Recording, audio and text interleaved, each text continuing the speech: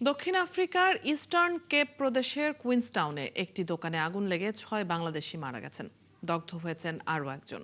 তাকে হাসপাতালে ভর্তি করা হয়েছে। মঙ্গলবার রাত ৩টার দিকে এই দুর্ঘটনা ঘটে। স্থানীয়রা জানান, রাতে বাণিজ্যিক প্রতিষ্ঠানটিতে হঠাৎ আগুন লেগে যায়। এ সময় দোকানের ভেতরে ঘুমিয়ে থাকা ৬ বাংলাদেশি নাগরিক ঘটনাস্থলেই মারা যান। আর দগ্ধ হন আরও এক বাংলাদেশি। তাকে আশঙ্কাজনক অবস্থায় উদ্ধার করে স্থানীয় একটি হাসপাতালে ভর্তি করা হয়েছে। এদের ৫ জনের বাড়ি নারায়ণগঞ্জে এবং একজন মুন্সিগঞ্জের মীর কাদিমের বাসিন্দা।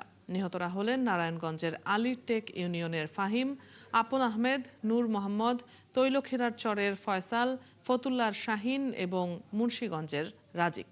এদিকে ঘটনার পর থেকে শোক বইছে নিহতদের পরিবারে। মৃতদেহ ফেরত আনার দাবি জানিয়েছেন তারা।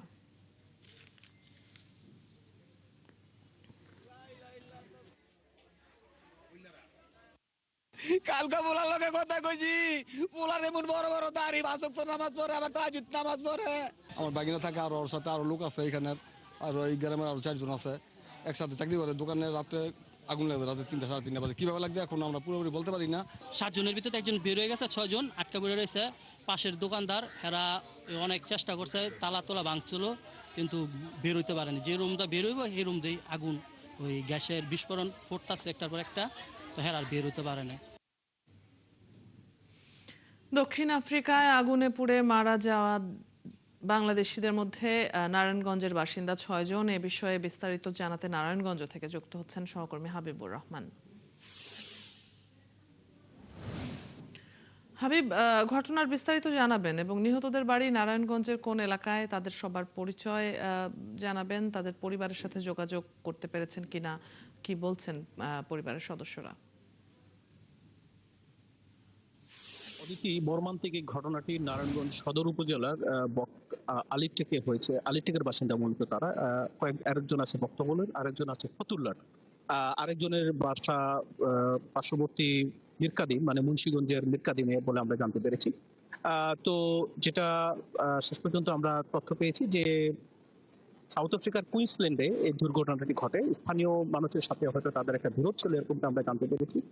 তো প্রশাসনের থেকে উপজেলা নির্বাহী কর্মকর্তা এসছেন, আসলে তারা চেষ্টা করছেন তাদেরকে সান্ত্বনা দিতে, যদিও সান্ত্বনা দেওয়ার মতো পরিস্থিতি কিংবা ভাষা এখন নেই।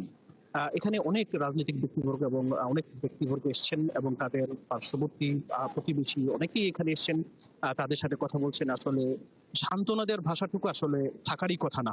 রেমিটেন্স যোদ্ধাদের পাশে সরকার আছে, এটা আমাদেরকে জানিয়েছে উপজেলা প্রশাসন। আমরা একটু কথা বলতে চাই এখানে যারা এসছেন। আচ্ছা, আপনারা তো এসছেন, কি দেখলেন আসলে? আসলে সত্যি মর্মান্তিক। আফ্রিকাতে আপনার যে 6 জন বাঙালি আগুনে পুড়ে হত্যা করেছে, তারা মূলত নারায়ণগঞ্জ জেলার আলিটেকের বাসিন্দা। সত্যি হৃদয় হৃদয় বিদারক। এটা ভাষায় প্রকাশ করার মতো না। আমরা যেটা দেখেছি এখানে তাদের এতটাই আহাজারি, বেশিক্ষণ অবস্থান করা যাচ্ছে না। আমরা চাচ্ছি, যেহেতু এই সরকার জনবান্ধব, এই সরকার রেমিটেন্স যোদ্ধাদের খুবই একটা অগ্রাধিকার দিয়েছে।